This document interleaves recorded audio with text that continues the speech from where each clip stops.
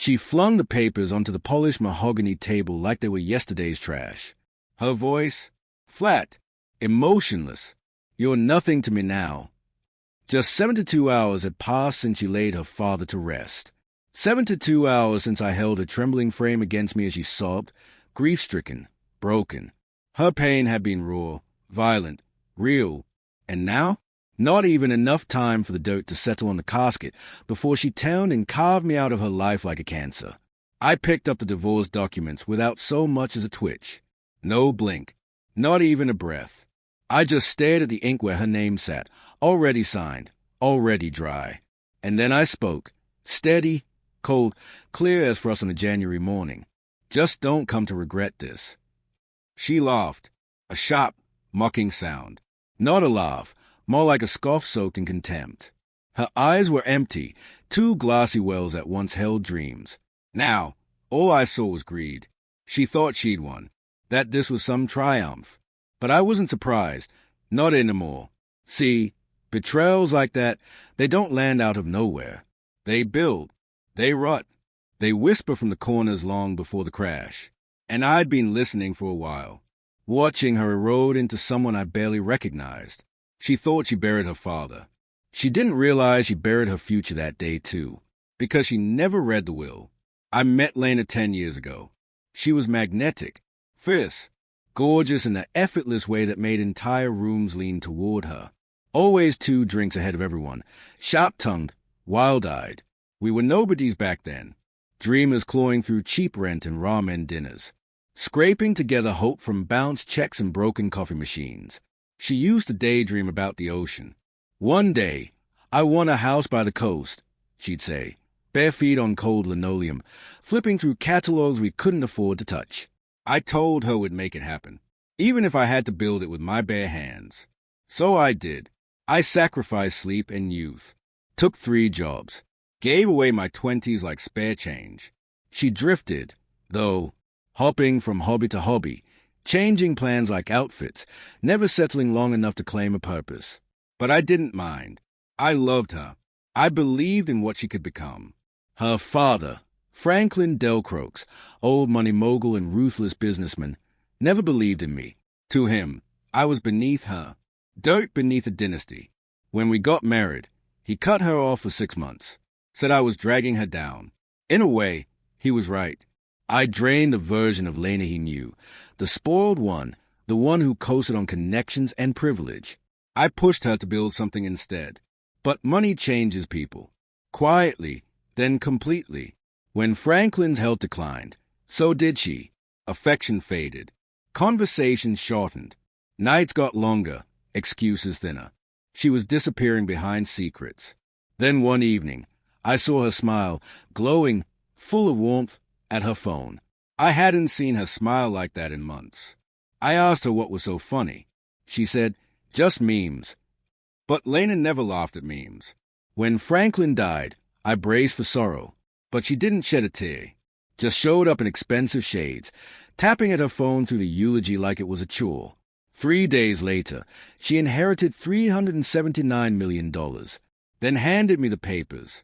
Cold, clinical, no words, no closure, just legal jargon and a smug little grin like I was some subscription that finally ran out. "You married up," she said. "Be grateful for the ride." I didn't yell, didn't plead.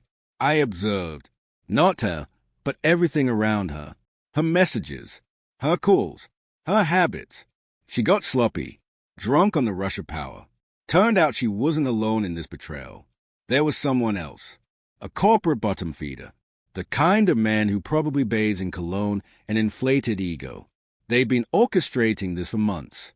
I stumbled on their messages buried inside an old iPad she'd left behind, forgotten, uncleaned, unguarded. Once the cash hits, his history. LMAO. Idiot doesn't have a clue. That was the moment the sorrow slipped away. What settled in its place wasn't rage. No, that's far too noisy. It was colder, quieter, a slow, calculated chill. I didn't want revenge just for the sake of pain. I wanted her to understand. And I wanted that realization to cut deep. My first move was to visit Franklin's attorney, Thomas Reed. always impeccably dressed, with eyes that miss nothing. He never had much love for Lena. She lacks patience, he told me once. No depth, just surface polish. I asked him directly about the contents of the will. He smiled, thin and knowing.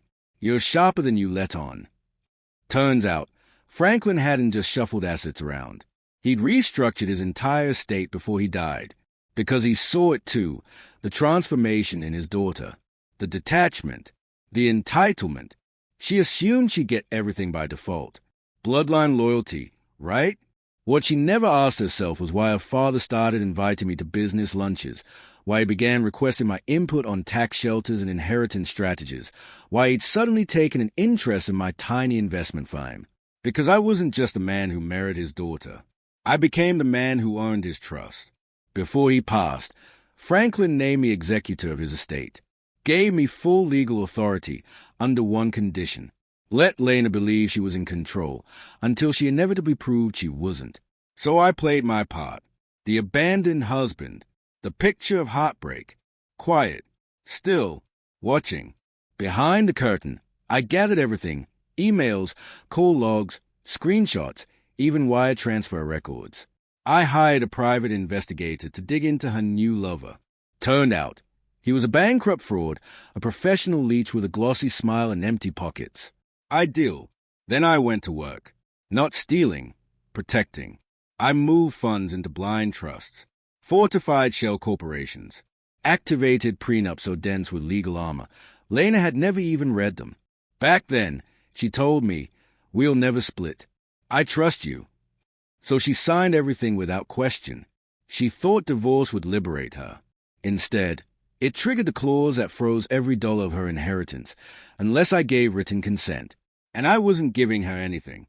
On the day of the hearing, she entered the courtroom like it was a red carpet event, strutting in a white pantsuit, radiating smugness. Her new partner lounged in the back row, all swagger and no substance. I didn't glance at her. I addressed the judge. "Are you contesting the settlement?" the judge asked. "No, Your Honor," I replied, "but I do ask the court to review Exhibit A." Thomas stepped forward and handed the file over. Inside, emails, financial logs, sworn statements, evidence of infidelity, deceit, and financial misconduct. Lena's face froze. "What is all this?" she demanded. "Proof," I said, "of premeditated betrayal." Her lawyer stumbled, tried to redirect, but the judge's expression said it all. He wasn't buying it. Then Thomas rose again. "There's one more matter," he said. "As executor of Mr. Franklin Delcroix's estate, I have a final statement." He produced a sealed envelope. The room fell silent. "The contents of this will are final," he read.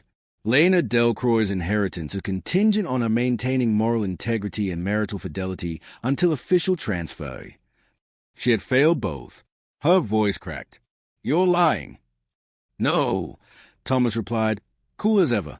"You just never read the fine print." The judge brought the gavel down like thunder.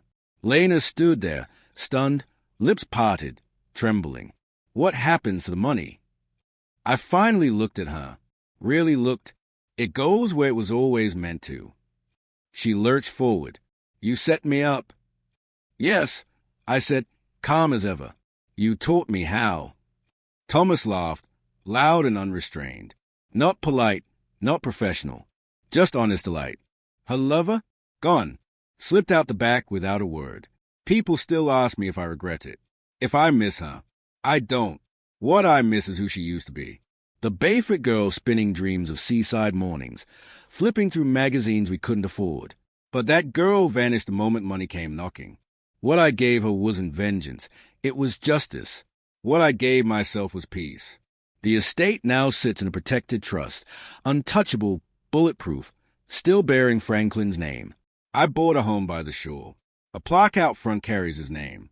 He would have loved the view. And Lena? She's still in court, clawing at burned bridges, trying to rewrite what's already etched in stone. Betrayal, after all, is a craft. So is revenge. And me? I'm just a gallery.